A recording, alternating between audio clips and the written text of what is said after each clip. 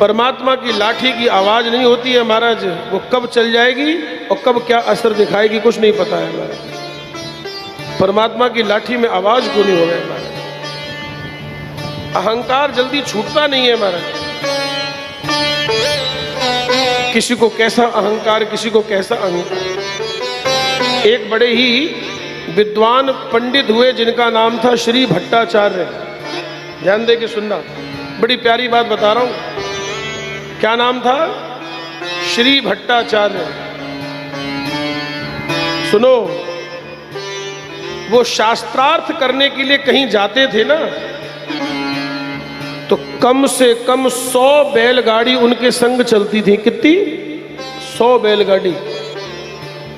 अब अठे के हिसाब से बोलो तो ऊंट गाड़ी, ऊंट गाडो महाराज सागे चालता है। बैलगाड़ी 100 बैलगाड़ी सागे चालती महाराज। और बैलगाड़ी में के मेलता के किताबा मेलता महाराज, ग्रंथ मेलता। किसो ग्रंथ मेलता? बोले जिस किसी विद्वान ब्राह्मण को वो पराजित करते थे, शास्त्रार्थ में हराते थे, तो उसकी सारी पुस्तकें अपनी बैलगाड़ी में भर लेते थे। बोले हमें दे दो, तुम्हारे किसी काम की नहीं है, हमने तुमको हरा दिया। तो ऐसे करता करता पहले 1 गाड़ी हुई, 2 गाड़ी हुई, 3 हुई, कितनी हो गई? 100 बैलगाड़ी हो गई महाराज। भी मैं पुस्तक ही पुस्तका राखता महाराज। और यही श्री भट्टाचार्य सबको हराते हुए, विद्वानों को हराते हुए, और कहां पहुंचे? ये पहुंचे महाराज, काशी पहुंचे महाराज, बनारस। अब जो काशी के विद्वान थे, पंडा थे, पुजारी थे, उन्होंने इनकी महिमा तो सुनी थी और ये भी सुना था कि 1 लाख को नहीं चाले 100 बैलगाड़ी सागे लेके चाले हमारे, इतो विद्वान है। तो सब घबराए और शंकर जी से क्या प्रार्थना करी कि अगर काशी के ब्राह्मण हार गए तो हे भोलेनाथ, ये काशी का अपमान नहीं है, ये आपका अपमान है। हाँ, क्योंकि काशी तो आपकी नगरी है। अगर काशी के ब्राह्मण हारेंगे तो अपमान किसका है? काशी के ब्राह्मणों का अपमान नहीं है, स्वयं महादेव आपका अपमान है। तो हे महादेव रक्षा करो, रक्षा करो, हे विश्वनाथ रक्षा करो। कैसे, हमें क्या करना चाहिए वो हमें संकेत करो। तो महादेव ने, विश्वनाथ ने संकेत कर दिया।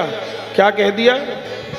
बोले ये जो आचार्य जी आ रहे हैं ना, बोले इन्हें जरा कहीं और मत भेजना, कबीर दास के पास भेज देना, कबीर बाबा के पास। तो काशी के विद्वानों को भी बड़ा आश्चर्य हुआ। बोले वो इनसे क्या शास्त्रार्थ करेंगे, वो तो खुद पढ़ा लिखो को नहीं। लेकिन अब महादेव की आज्ञा है तो ठीक है।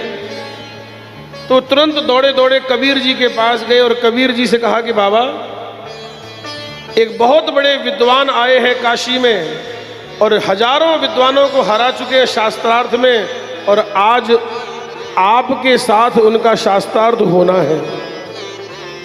कबीर बाबा बोले, कबीर जी बोले, अगर थाको दिमाग तो ठिकाने पे है, ते माने शास्त्रार्थ करने वास्ते कहो। अरे मैं तो कभी कागज छुयो को नहीं और कलम कभी पकड़ी को नहीं। मसी कागज छुयो नहीं, कलम कहीं नहीं हाथ। कागज में छुयो को नहीं, कलम कभी पकड़ी को नहीं, तो मैं क्या शास्त्रार्थ करूंगा, माने तो की आवे ही को नहीं। तब काशी के पंडाओं ने कहा, महाराज ये हमारी बात नहीं है, ये स्वयं महादेव की आज्ञा है कि कबीर जी शास्त्रार्थ करेंगे। तो कबीर जी ने कहा, महादेव की आज्ञा है तो ठीक है, पर मेरी भी एक शर्त है कि मैं उनके पास नहीं जाऊंगा, उनको ही चल करके हमारे पास लेके आओ, हम नहीं जाएंगे कहीं। हाँ, हम उनको लेके आते। तो काशी के विद्वानों ने, काशी के पंडाओं ने श्री भट्टाचार्य से कहा कि अगर तुम हमारे गुरुजी को हरा दो तो ये पूरे काशी की ही माना जाएगा, तो आपको हम प्रमाण पत्र लिख करके दे देंगे। अगर हमारे गुरुजी को हरा दिया तो मानो सबको हरा दिया। हाँ, तो बोले चलो अपने गुरुजी के पास लेके। अब उनका तो क्या था महाराज, एक उनका तो भौकाल था। भौकाल समझते हो कि नहीं? तो भाई किसी की कोई अपना भौकाल दिखाता है। एक गाड़ी से भी काम चल सके है, कैसे जानो हो तो भौकाल दिखानो हो तो 4 गाड़ी आगे चाले, 4 लारे चाले। हमारे बोले थोड़ो सो बट पड़े, थोड़ो सो भौकाल दिखाना पड़े महाराज। तो ये पंडित जी भी भौकाल सागी लेके चालता, 100 बैलगाड़ी लेकर के कबीर जी के दरवाजे पर आ गया महाराज। अब कबीर जी की हालत देख करके, कबीर जी तो क्या कर रहे थे, वो तो जुलाहा थे ना, जुलाहा, कपड़ा बुन रहे थे, कपड़ा। वो मशीन, अब आजकल तो सब इलेक्ट्रॉनिक हो गया, पहले हाथ से काम होता महाराज। वे कपड़ा बुन रहे थे धागे से। तो उस आचार्य जी को लगा कि ये मुझसे क्या शास्त्रार्थ करेंगे, ये तो शक्ल से ही पढ़े लिखे नहीं लगते। तब पंडाओं ने कहा आइए कबीर जी। वो आचार्य जी आ गए, हाँ चलो। अब पुजारी जी, ये आचार्य जी को ये लग रहा है कि मैं इनसे पूछूं क्या, ये तो मुझे मूर्ख लग रहे हैं बिल्कुल।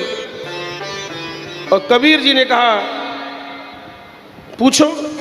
बोले हम नहीं, बोले आप ही पूछो। तो कबीर जी बोले हमारा तो कोई प्रश्न है नहीं, हमें तो अपने जीवन का समाधान मिल चुका है, हमारे तो कोई प्रश्न बाकी रहा ही को नहीं, माने तो पूर्ण समाधान है। अब थारे मन में कोई जची हो तो पूछ लो।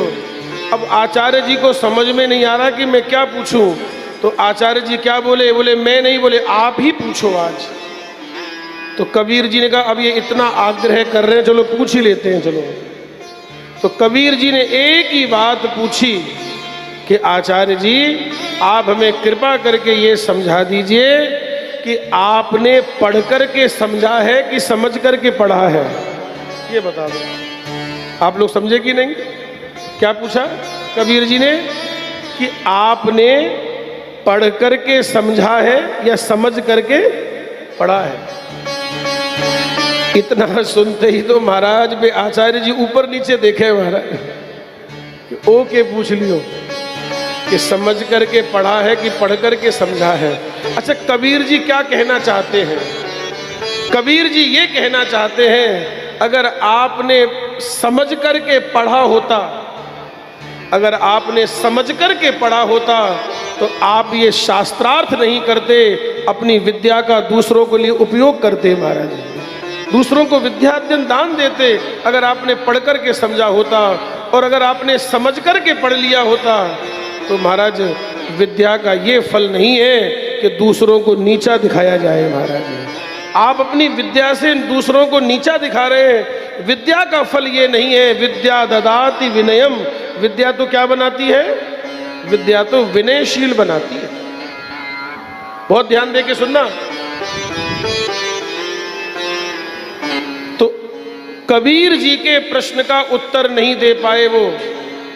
बोले क्या बताएं कि समझ करके पढ़ा है कि पढ़ करके समझा है, क्योंकि हमने दोनों में से कुछ नहीं किया है, ना हमने समझ करके पढ़ा है ना पढ़ करके समझा है। अगर पढ़ करके समझ गए होते तो ऐसी झूठी प्रतिष्ठा के लिए ये ब्राह्मणों को दुख नहीं दे रहे होते महाराज। तो सीधी सी बात है, अगर कोई ब्राह्मण हारेगा तो उसको क्या होगा? उसको कष्ट तो होगा ना महाराज। अगर किसी ब्राह्मण को हार हो जाएगी तो उसे कष्ट तो होगा ही। और ये बड़े प्रसन्न होते थे, मैंने फलाने ब्राह्मण को हरा दिया, फलाने विद्वान को हरा दिया। तो बोले अगर समझ करके पढ़ा होता तो ये सब नहीं करते, और अगर पढ़ करके समझा होता तो झूठी प्रतिष्ठा के लिए ये सब कार्य नहीं करते आप। महाराज कबीर जी के प्रश्न का उत्तर नहीं दे पाए और हार भी नहीं मानी, हार भी नहीं मानी। और क्या कह के चले गए?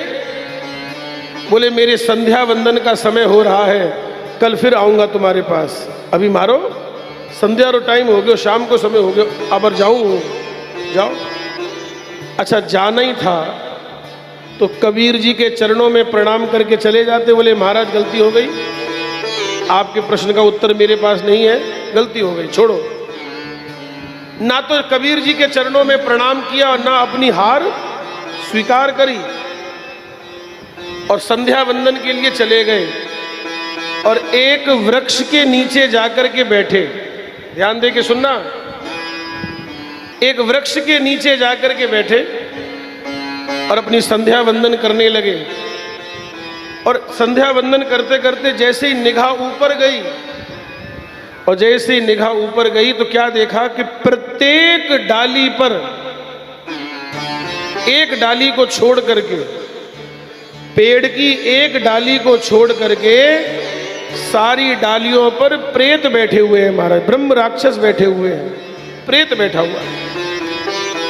सब डालियों पे बैठे। कितनी डाली खाली है? एक खाली है महाराज। और इतने में ही क्या हुआ, जो एक डाली खाली थी उस पर भी आकर के एक भूत बैठ गया, प्रेत बैठ गया आकर के। और जैसे एक प्रेत आकर के बैठा तो बाकी के प्रेतों ने रोड़ा कर दिया, बोले खाली करो, खाली करो, भागो यहां से। क्यों? बोले ये डाली तो पहले से ही रिजर्व है, इसकी बुकिंग तो पहले से ही हो चुकी है, इसलिए तुम इस डाली पर नहीं बैठ सकते, और कहीं अपना स्थान देखो, छोड़ दो ये डाली। तो जो खाली डाली पर आकर के प्रेत बैठा था तो उसने बाकी के प्रेतों से पूछा, अरे बोले इतना रोड़ा क्यों कर रहे हो, अगर मैं बैठ गया तो क्या है? बोले नहीं नहीं, खाली करो, ये पहले से रिजर्वेशन हो चुका है इसका, ये पहले से बुकिंग हो चुकी है इसकी। तब जो नया नया प्रेत आकर के बैठा था उसने पूछा बाकी के प्रेतों से, ये सीट, ये डाली किसके लिए रिजर्व हुई है? तो सभी प्रेतों ने इशारा करके कह दिया, ये जो नीचे बैठ करके संध्या वंदन कर रहा है ना, ये इसी के लिए रिजर्व है, जब ये मरेगा तो यहीं आकर के प्रेत बनेगा। उन सब प्रेतों की बातें वो पंडित जी सुन रहे हैं। पंडित जी ने कहा, हे भगवान, इतना ज्ञान अर्जन करने के बाद भी हमको क्या बनना पड़ेगा? प्रेत बनना पड़ेगा। समझ गए पूरी बात महाराज, पूरी बात समझ गए और दौड़ करके आए हैं और कबीर जी के चरणों में दंडवत प्रणाम किया है। कहा कि महाराज मैं तो झूठे अहंकार में ही घूम रहा था, ये आपके द्वारा ही मुझे ज्ञान प्राप्त हुआ है महाराज। मेरा कहने का भाव यह है कि अहंकार जल्दी छूटता नहीं है महाराज। जब तक भगवान का डंडा ना चले या जब तक किसी संत महापुरुष की कृपा ना हो जाए महाराज, तब तक अहंकार गलता नहीं है महाराज।